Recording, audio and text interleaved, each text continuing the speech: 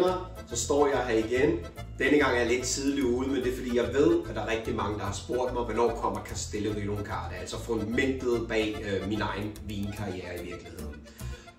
Det er den 10. oktober, der kommer Castello di Longarde, det er ejeren selv, Claudio Gianni Bassetti, som der kommer, og vi skal smage sådan noget som Prosecco, det er et nyt brand fra Veneto, og så har vi en Rosso della Nasa, altså Merlot lavet 1 år på fransk egetræ.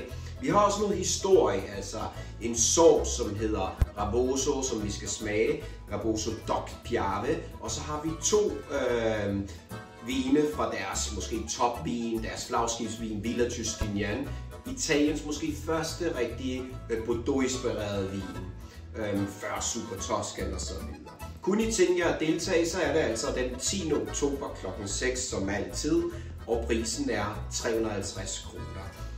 Skriv til os på mailen her.